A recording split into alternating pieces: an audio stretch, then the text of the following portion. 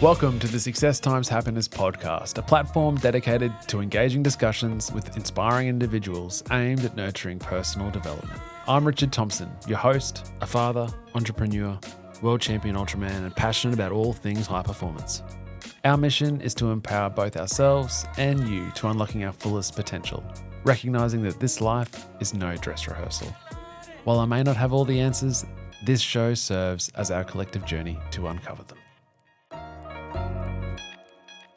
Today we sit down with Kelly Smith, a dynamic entrepreneur and executive coach with a remarkable journey spanning law, business, and psychology. Kelly's career began in the legal industry, where she quickly realized her passion lay beyond litigation. She transitioned into management consulting and later built a thriving franchise business with over 65 outlets. Her experiences led her to delve deeper into the human behavior and resilience, ultimately becoming an influential executive coach and psychology expert. Expect to learn how understanding motivations and human behavior can unlock leadership potential and drive success. Practical strategies for building resilience and tolerating uncertainty in both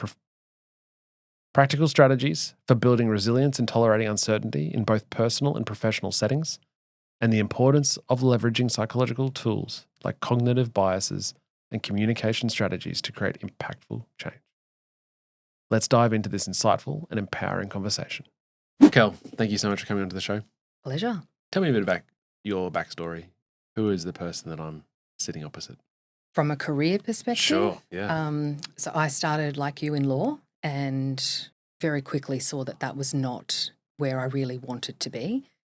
I worked for the AG for a while and saw some things that were just a little bit soul crushing, and then moved into litigation. It was product liability litigation, so that's also a little bit soul killing. So I had an opportunity to work on some projects within the law firm, and I really liked the way that, I actually disliked the way that, law firms tend to take their best and brightest lawyer and just promote them to being, managing partner. It's like, well, they don't have any business acumen. Like, how does that work? So I moved into management consulting to the legal industry and moved to Europe and had an opportunity to start my own business in that field, Right. which was amazing as in my 20s, living overseas. And I think what really changed for me in that time was I saw that when you get the people that you're working with, like I was implementing tech for lawyers, and it was early 2000s.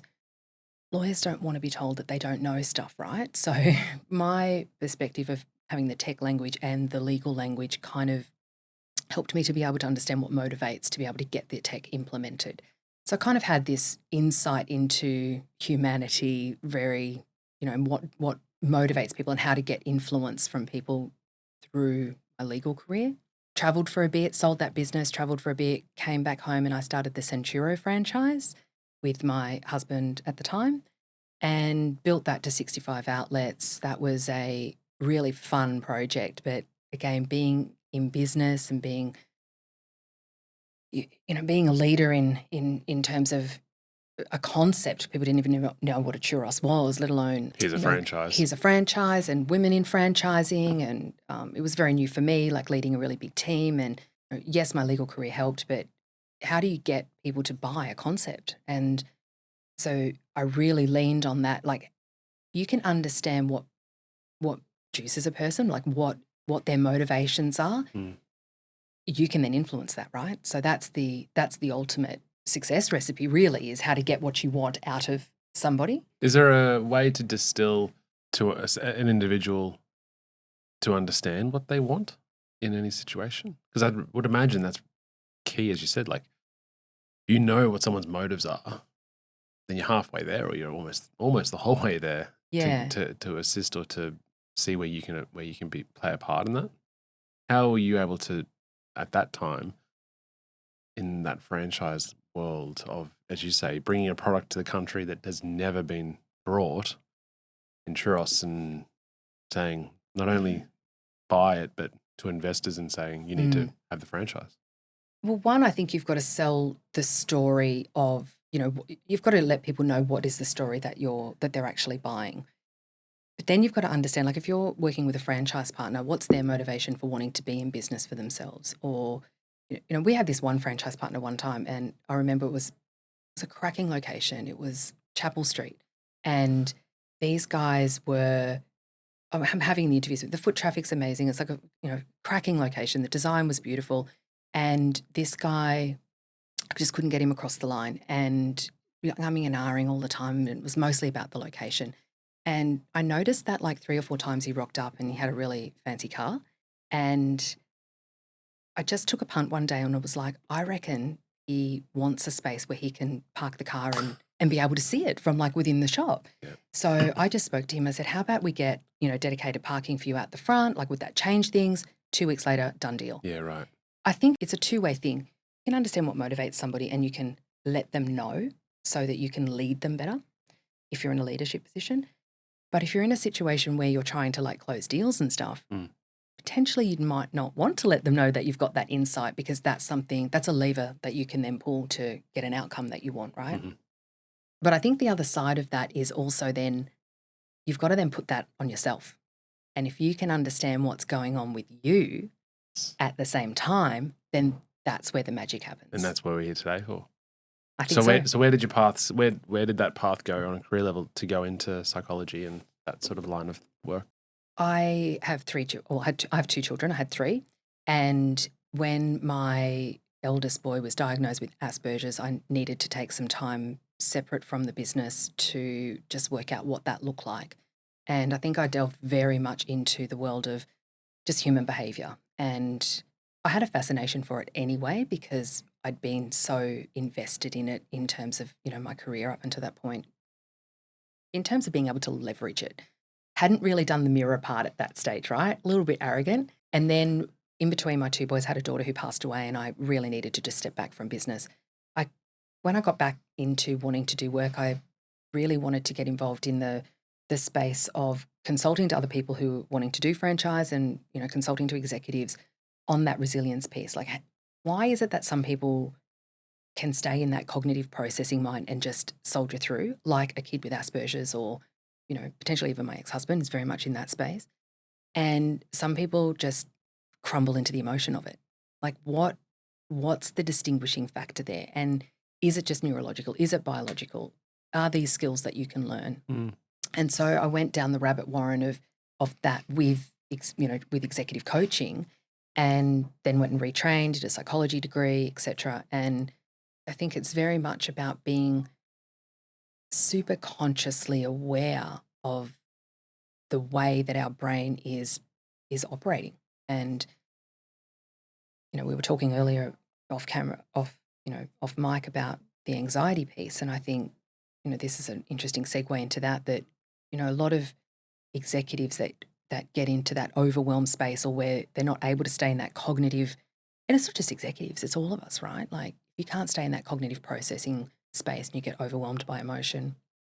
I think today we're very easily able to say, oh, I'm just an anxious person, or I have anxiety. And I have a real bugbear with that.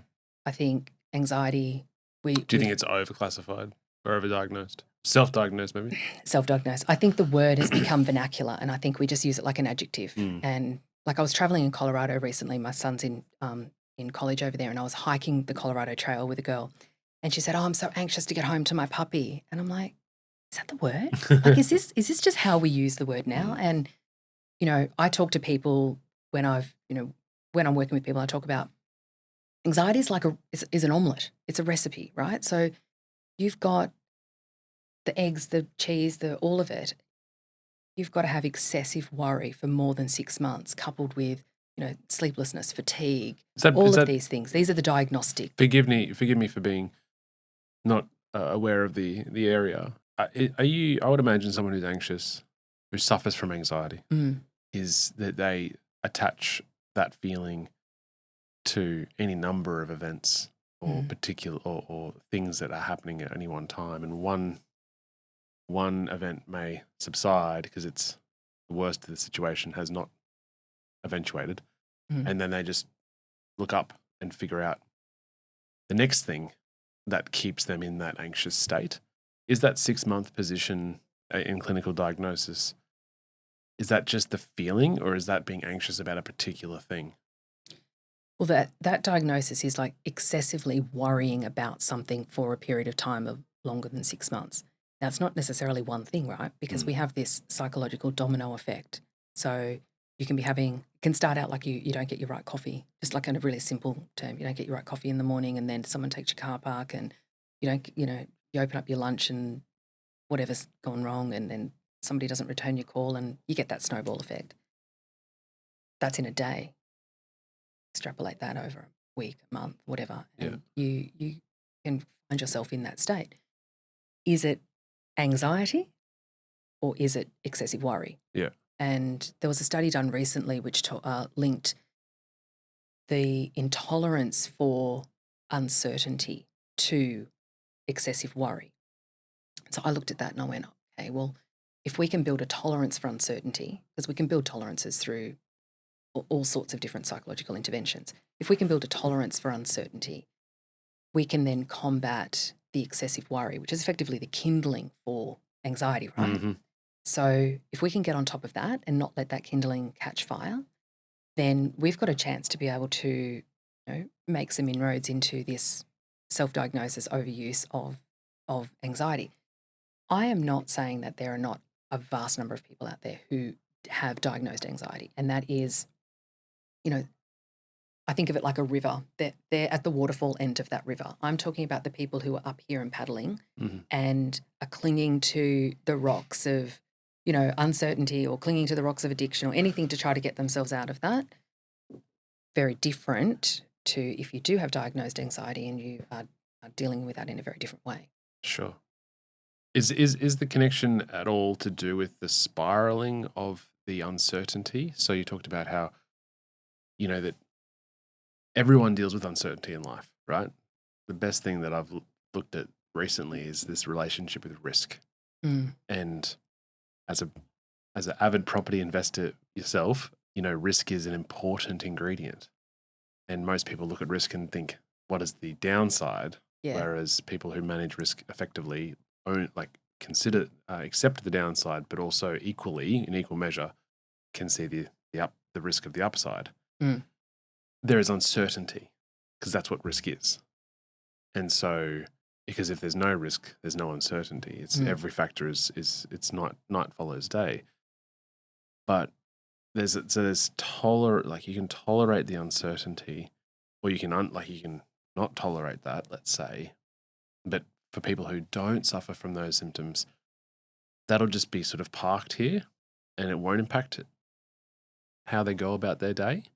They'll just say, yeah, that's uncomfortable, because, and I guess anyone else's appetite for risk or appetite for uncertainty will vary depending on how much uncertainty they can tolerate to park it versus how much does it cripple the rest of their life. But is there a connection for the people on that proverbial river, whether they're at the holding onto the rocks or at the waterfall? Is it that they all just can't handle the uncertainty siloed off in their life, and that it's always that any sort of uncertainty in life is just crippling everything else they do? That is a fabulous question, because it's like, can you compartmentalize your tolerance for uncertainty to certain areas of your life? And, I think, yes, you can do that. And it comes back to, it's very trite to talk about our values, but, there are certain values where you're willing to compromise on, and there are some that you're not willing to compromise on. If financial risk is something which is, in your DNA, in terms of you identify with being somebody who, has wealth, or does or does not take risk in that area, and that you're quite a safe person, etc. You might also be a person, you could be that person, but also really enjoy adrenaline adventure sports, or you could be that person, but also enjoy, cheap dopamine in the form of various addictions, etc. So, I think it's a matter of then going, well, what's the area? And sometimes you don't know until you get triggered, right? Yeah. Like I've always been like, divorce completely rocked me, because it was the first time that my financial security was like out of my control. And that really, really rocked me, more so than death of a child, more so than, a whole bunch of other things. and that you can go back and have a look at the whole background of a person to say why why that is and why you've come to those values. That's not, I mean, my brand of psychology is fast psychology. That's not where I work. I work in the space where we go, right, we have one problem. So you say, okay, in that instance, right, I'm unable to handle the uncertainty that's coming with, this financial instability because of something that's happened outside. We just work on that one problem. So how do we get through that? What are the skills that we need in order to be able to tolerate uncertainty in that realm? Our brains are evidence-seeking machines, right? So you can look at, well, where have I done that before in other areas of my life? How can I apply that? I'm a big fan of using exposure therapy. So there was a study done last year where people were doing, I think it was a Harvard study where they actually did intolerance training. So you put yourself in increasingly more difficult positions to build that tolerance for uncertainty. Mm-hmm. And it doesn't have to be in that area where it's really triggering. It can be in other areas just to build that muscle. So I use that a lot with people who are unable to tolerate that uncertainty. Is perspective, and I don't identify with having any anxiety other than in the past sort of very acute situational anxiety. Mm. And I don't necessarily like having things outside my control, which is I accept as the opposite of that. But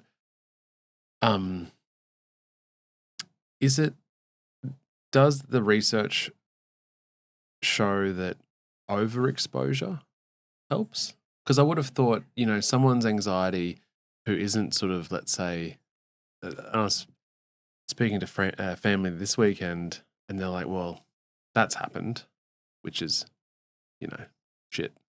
But at least we're not in Gaza. Yeah. And that sort of, the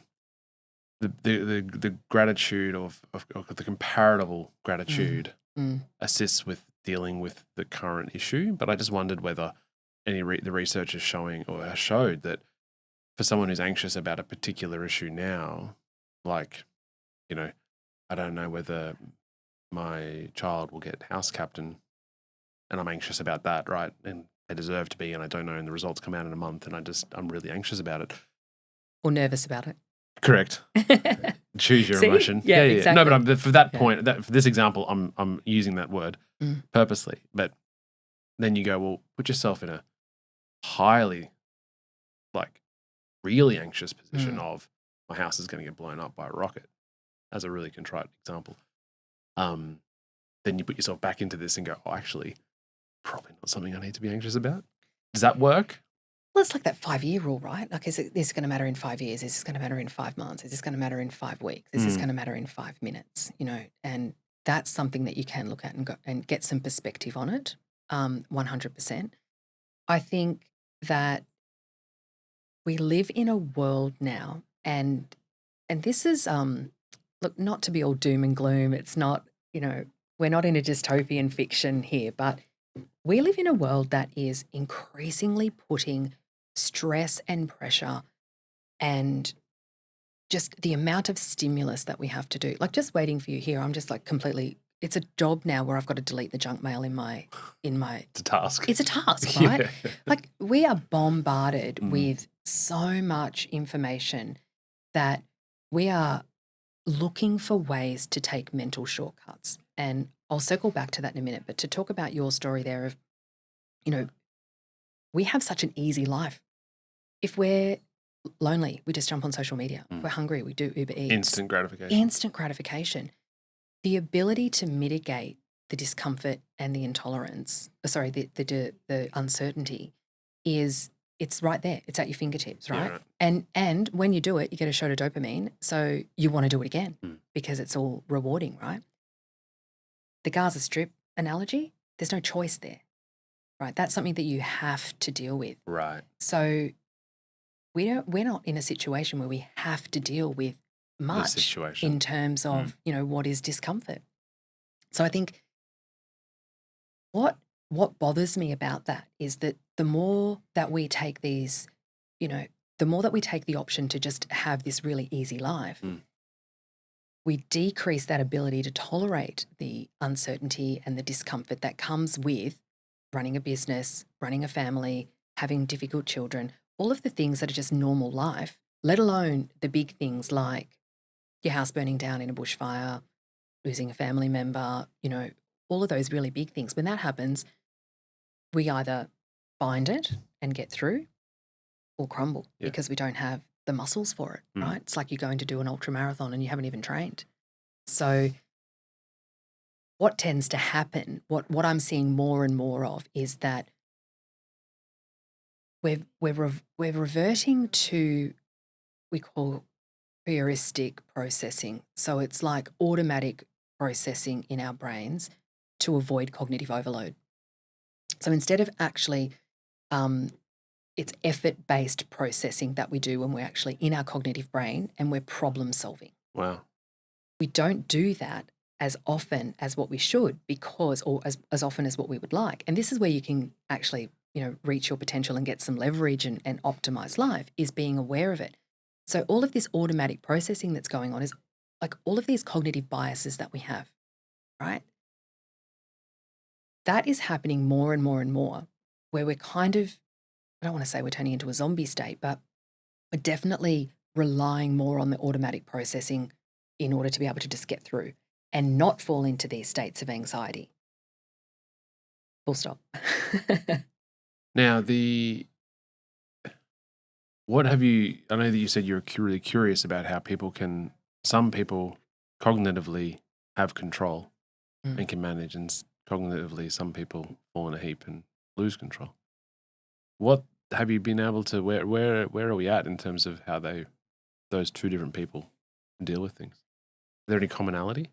Well, I think this thing about automatic processing is something that I'm working on with people at the moment in terms of bringing that to the fore. So once you unveil some of these automatic processes and once you see them, you can't unsee them, right? So if you're aware that we have a bias towards confirming, like we have a confirmation bias, that's the one that everyone kind of knows, right? We have attribution bias where we attribute things to the personality of the person as opposed to the situation. We have, there's all the terms of black and white thinking, intensity bias and end event bias. So if you're thinking about a situation that happened, the most intense part of that and the end of that is the part that stays in your memory. These things are all happening subconsciously, and it's driving the way that we interact. It's driving the way that we run our businesses. It's driving the way that we lead. It's driving the way we parent. If you can bring those to the fore and become really aware of those, and I'm happy to put together a list of the most common ones and you can put in the show notes if you want. It'd be interesting. It's just interesting reading. Yeah. And just being aware that those things are going on. It's fascinating from a leverage point of view because you can then use it to influence behavior, others and your own. And, you can use it as a driver, but it also gives you an edge in terms of just being able to stay present and conscious instead of being in that, that automated, I'm just going to go through my day. I think I'm making decisions, but how much of it is really hijacked as opposed to like conscious decision making? Yeah, right. That's interesting. And do you think that's where that fork in the T intersection is between people who really excel at finding their own potential? They're more likely to be tapping into the present moment and being intentional? I think 100%. I think the people that make choice gives you freedom. I mean, what even is success? Like, I think the ultimate success is when you can set a desire for an outcome and then you can make that outcome happen. Well, one of the last questions at the end is, what does success mean to you? So there you go. There you go. We've fast-tracked it. Yeah. I think that's what success is, right? So say it again. I think it's when you set a desire for an outcome and then you have the tools at your disposal to affect that outcome. Yeah. And so you get the outcome that you want, right? That's manifesting, that's whatever you want to call that. Yeah. Making what you want happen. I also add on the piece and not piss other people off in the way. That's important because that's my value. So if you can actually work out what it is that you want, know a path on how to get there, right? So Back it up, Kel. How do we know? Okay. How do we know what you want? How do we know what we want? Oh, well, that's another whole You've got other episode. people. I think you've got other people that are better for that. But I mean, I think that definitely comes down to your values. I mean, what does anybody want in order Right. to feel fulfilled, I right? get that. That's A value proposition. exactly. I think so. Okay.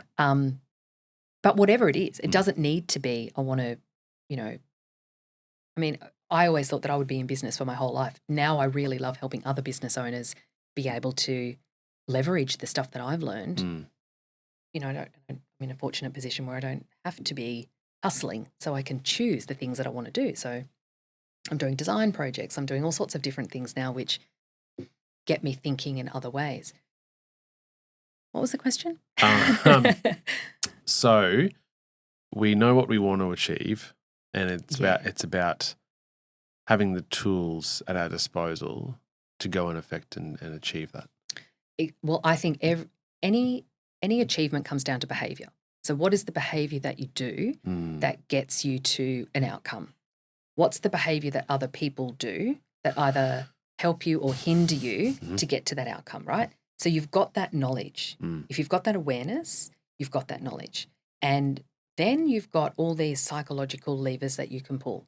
So understanding cognitive biases, building a tolerance for anxiety, being able to communicate boundaries, being able to communicate and understand other people's needs. I mean, there's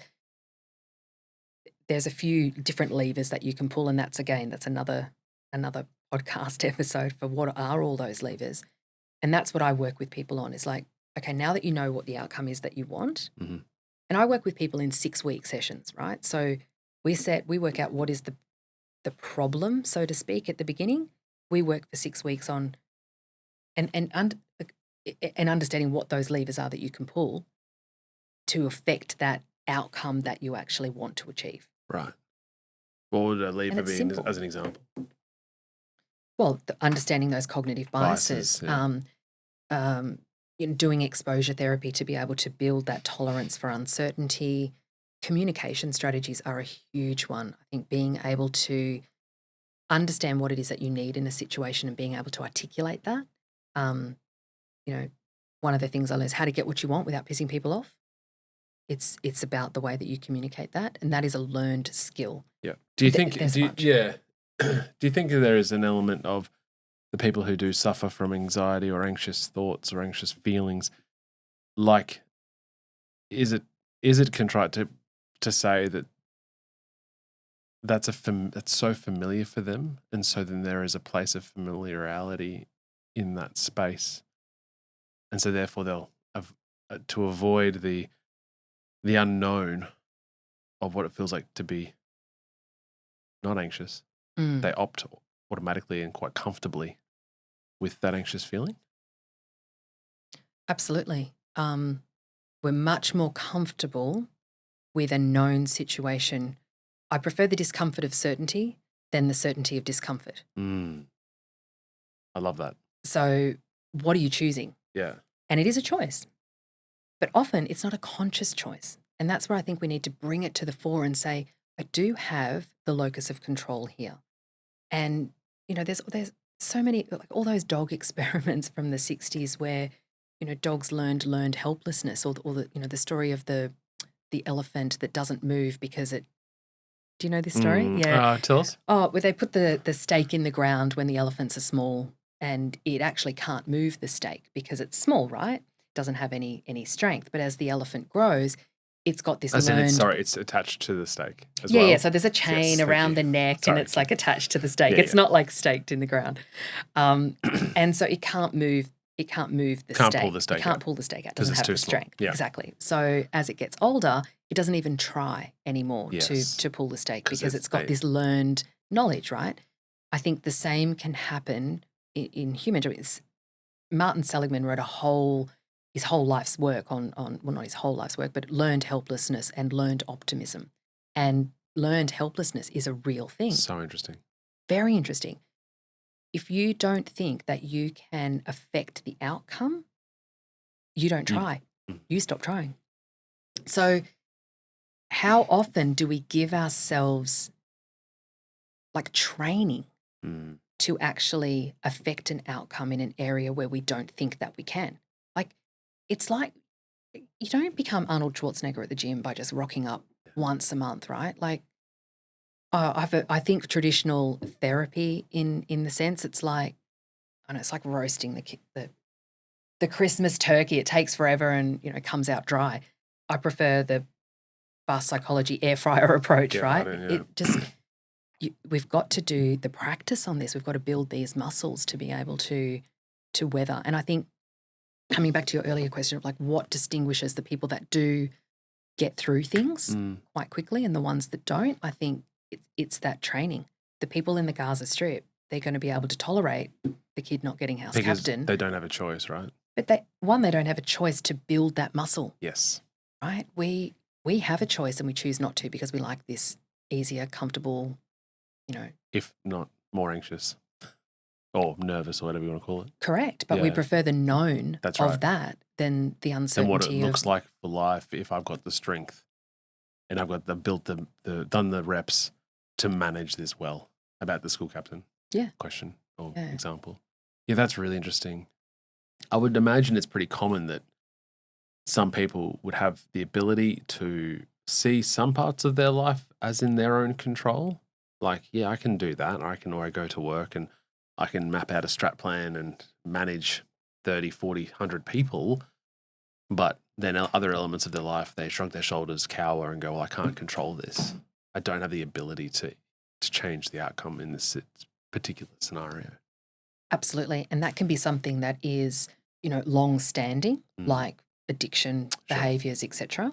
But it can also be something that something's come out of left of field and it's so, it's so foreign that you just don't know how to deal with that because you've never had to deal with that before. So that can be, relationship breakdowns are a massive one. People that are just running their business, they're going along and divorce happens or death of a spouse or whatever, and the inability to be able to manage that and be able to keep going, even though they know what to do day in, day out. It just derails. You go into a threat response, and when you're in that threat response, you need to have strategies to be able to get out of that. And, we're not in that enough to be able to just have that as an innate ability. We need to learn the skills when it happens or do the reps prior to. Is there reluctance, do you think, from someone who, even, let's say we'll go with that analogy of doing the reps to get that strength? If someone's suffered for decades or for years and years and years, because in their mind, before they meet you, do the fast psychology approach, let's say, it's out of their control. That's just what's been dealt with. They're just an anxious person, or it's not within their circle of influence, the cards they've been dealt, right? And you then flip that and say, no, you've always had a choice. You just have to do the reps.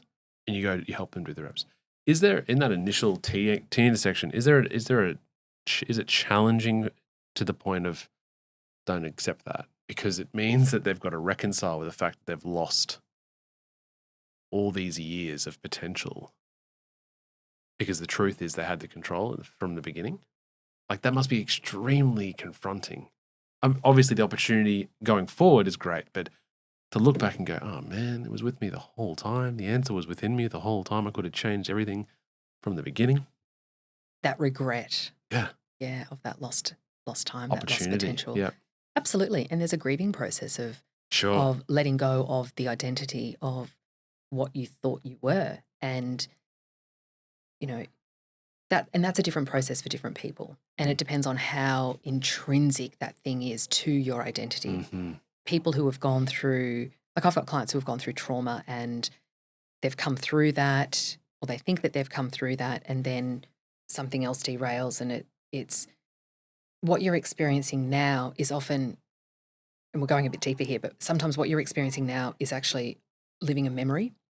So I'm not actually experiencing this event right now. I'm reliving a memory of an earlier event. And when that happens often enough, that becomes your identity of this is the kind of person that I am, and I always respond like this in these situations. So having to let go of that can mean, and it's a different therapist, it's not me. It can be, having to go and revisit that trauma and say, well, have you actually done the work to be able to move through that, or do you want to do the work to move Yes. through that? And if you don't, then can you accept that from this point on, this problem, so to speak, is not all pervasive, and you do have control over the way that you deal with that going forward. And some people are much better at that, at being able to draw a line in the sand and say, from this moment, this is how I deal with these things. Mhm. And that's when you've got to do the reps, because it's not innate. So if you haven't, when you draw the line in the sand, if you don't do that work, it's going to be much easier to fall into old patterns and old neural pathways.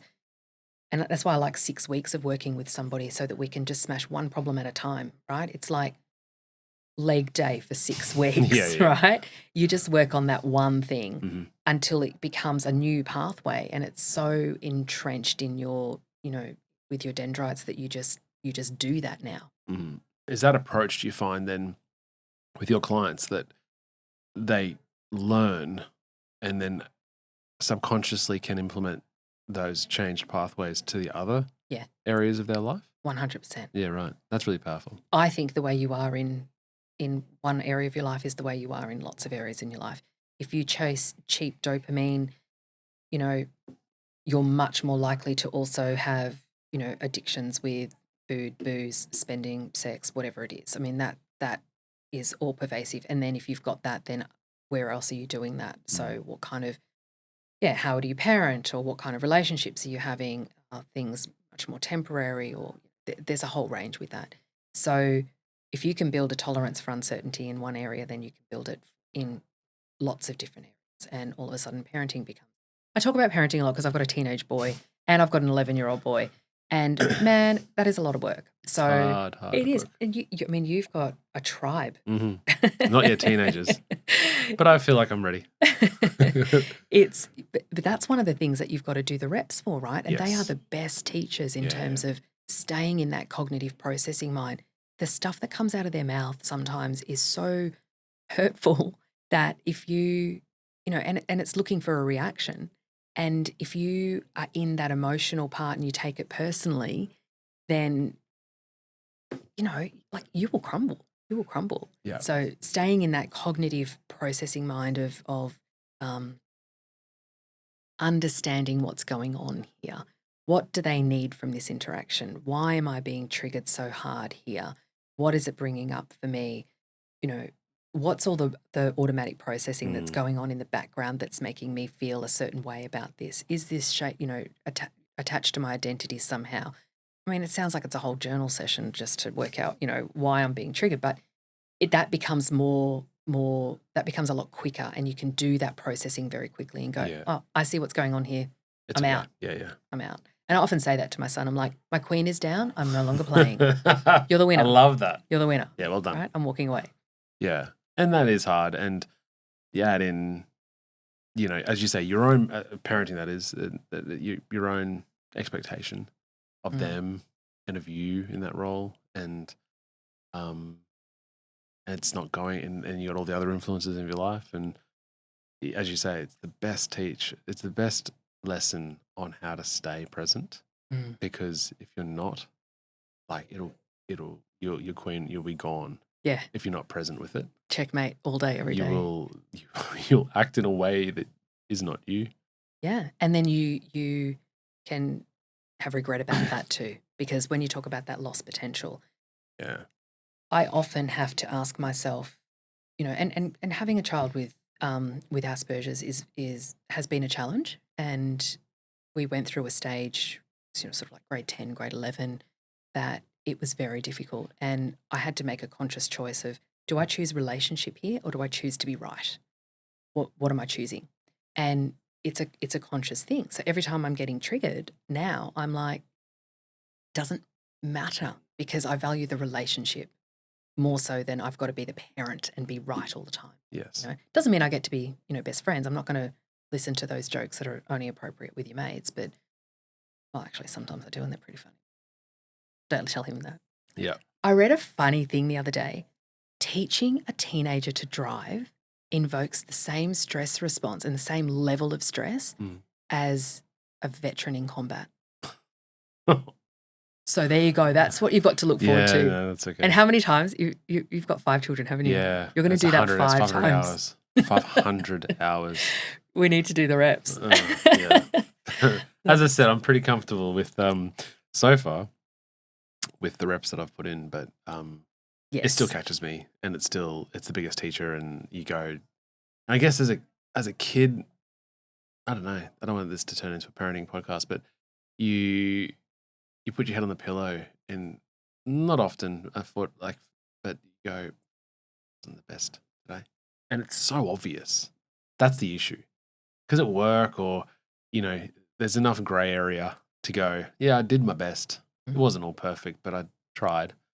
But with parenting, it is completely obvious. And then the other thing that not always, that's a huge lie, but whenever I recommend anyone to do it, is that you physically get on their level and look at the world from their height.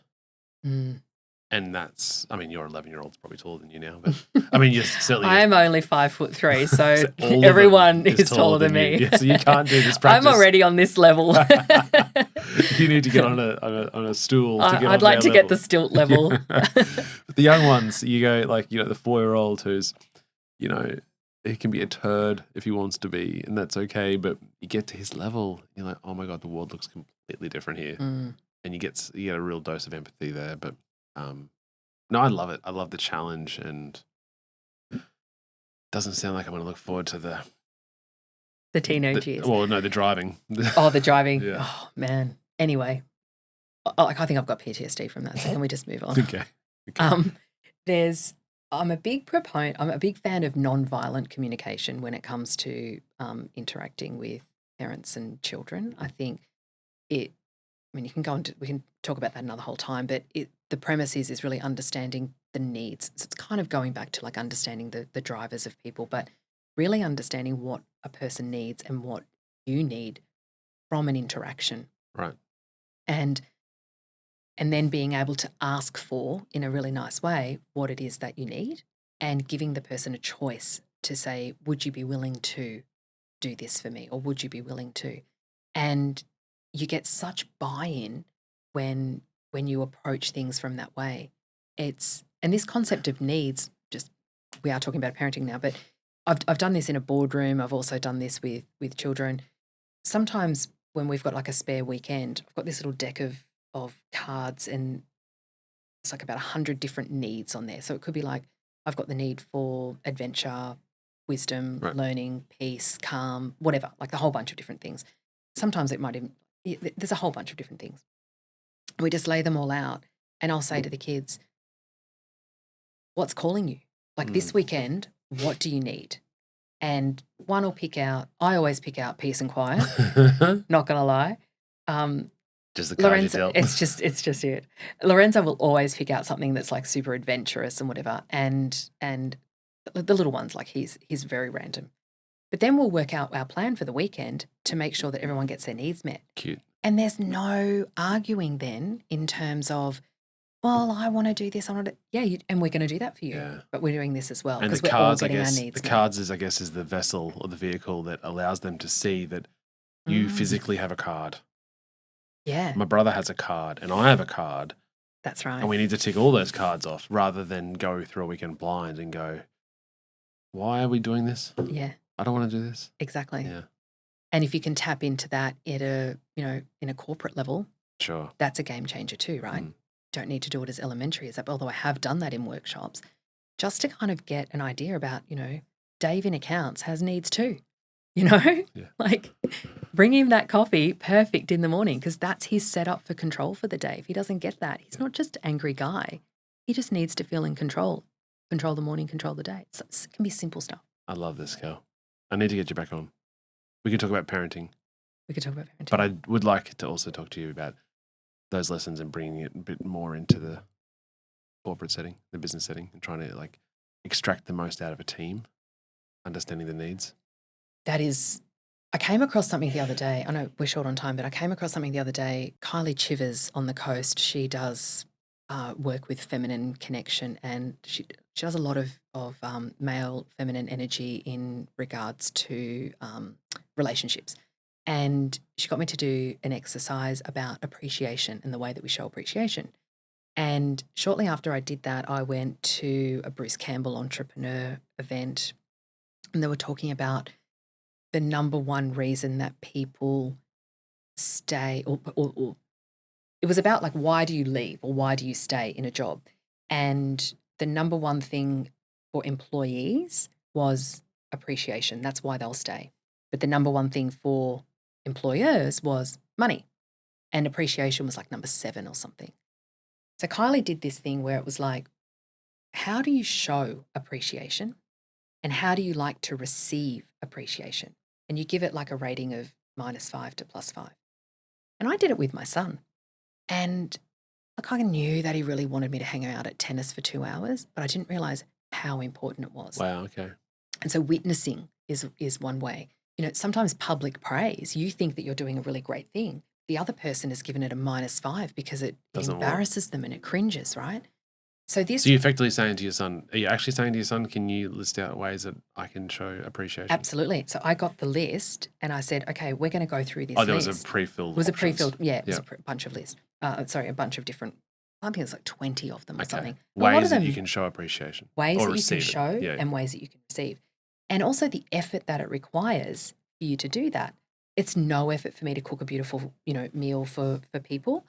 But if you were to ask me to show up at tennis for 2 hours and just sit there and Yeah, yeah. watch, that struggles for me because I'm so short on time, But blah, also blah, blah. that, and also that it needs to be congruent with what your intention is. So you're thinking, I'll drop you at tennis and I'll cook you the meal to show you how much I appreciate you. Yeah. And they're thinking, well, you've dropped me at tennis, but you've left me. Yeah. And then you've got no appreciation. And I don't care for what I don't care for meal. that. It could be a cheese sandwich for like, Yeah. I got no weight on that. And it's just Exactly. completely flipped. Correct. So interesting. It is. So you apply that in the corporate setting. Like Mm. imagine you actually understand what Dave in accounts needs Yeah. for you to show appreciation. Yeah. And you And do I think, that. and I think that I do think that's where you build culture, obviously, right? Mm-mm. And you go, okay, well, I know when you start, and I'm fortunate we've got an amazing team Yeah, here you do. of 8.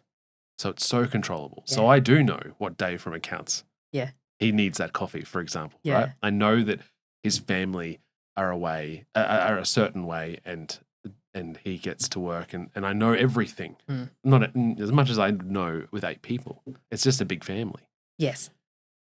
The issue is, as you grow, how Well- do you keep understanding the Daves of accountants in accounting when you're a team of 30, 50, Well, 100? a franchise Exactly. with 65 outlets, and then you've got to filter that culture down at the outlet level, and then you've got to at the management level, and then for all the staff level. Mm. So that's tricky. And so that would be a wonderful thing to talk to you about next year, because I would like to grow this team, and I do feel like I have, I don't know whether it's confidence or cockiness, but to go, I don't think that there's a way through that. I don't think that just because you grow, it means you immediately detach or have an inability to understand and create that same culture as you grow.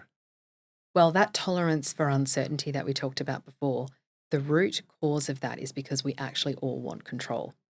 So letting go of the need to control is very much triggering that need for uncertainty, right? So if we can control it, then we've got certainty around it. So that's a big thing when growing from a team of 8 and it's a family or a founder-led business to then having, a corporate board. At what point and at which areas do you feel comfortable letting go of some control? Do you do a little bit? Do you, and that's what you need to start working on. That's building the reps for where can I let go of bits of control? Who can I get to take over that slowly, so that you can one day, retire and put in a mini-me. Kel, this has been great. Thank you. Appreciate your time. Now, you've already answered the first question. The second question yeah. is, what does happiness mean to you? I think happiness is actually mislabeled as contentment. Yeah. I think we actually want this feeling of stability with moments of joy and moments of despair. But I think if we seek overall happiness, it's utopian, and we wouldn't actually be happy there anyway, because then we come back to that happiness base point, etc. So I don't not love the word happy, but I think it's Like leave it in the songs. Yeah. For life. I like the position. Someone asked me about what my views were, and it was like the goal's fulfillment, not happiness. Like you want the despair as much as you want the ups, whether you like it or not, because it balances each other out. And I think that's what we really crave. We crave that equilibrium. We want to come back to homeostasis. I mean, it happens in our body. It happens with our chemicals. Like we just fight it because we want the up all the time. And that's not real. No, but because there's the potential of the up, that fulfills us. But to have the up, you must have the down. So you can't just sit. Yeah, it's interesting. It is. A book that you recommend? Die with Zero. Oh, I cannot talk. Not a book your sons want to read. No, they will be happy that I read this. Bill Perkins. Right. You are going to love this. Okay. If you haven't read it, anyone out there, if you haven't read it, you're an idiot. You need to read it. He's like this crazy spreadsheet guy. Right. I think he's like a commodities trader or an energy trader. And he worked out a way on a spreadsheet to optimize your resources to effectively live the best life you can and die with zero. And it's not that you don't leave any money to your kids. It's you gift them the money when it's optimal. Right. Got it. Right? Yeah. It changed everything for me. It's amazing. Love that. Yeah. You have to read it. All right. Promise. I mean, you've just Pinky promise. Come on. You've offended tens of people who listen to this show that they're idiots, so not reading it. So anyway. 4 people you would invite to dinner, alive or dead, but not friends or family. Oh, I'd invite Elon Musk with all his mummy issues, and then Freud. They can sort themselves out. And then I reckon a bunch of friends and popcorn, and we just watch that. Okay, I like that answer. Yeah. And then finally, You're invited. Thank you. A guest that we should interview next year. I've actually been thinking about this, and Claire Quarrell lives on the coast here. Okay. She has an amazing view on how you leave legacy, and it kind of ties in with Die with Zero, right? So you're not an idiot if you don't know Claire, though. But she has this idea of you don't just like at 80 decide what you want to leave behind. It's actually a conscious decision, and you curate that life to be able to leave a legacy. I love that. And she does a lot of work in how do you start thinking about that, like in your 40s and 50s to prepare for that. Really super interesting, beautifully well-spoken, amazing communicator. Can't speak highly enough of her. She's amazing. You are amazing. A wealth of knowledge, really intellectual, and I've really enjoyed the chat, so thank you so much. Thank you. Loved it. That was another episode of the Success Times Happiness podcast. Next time you're working on yourself, turn to the person next to you and let them know all about the show. It really means a lot. Until next time, peace.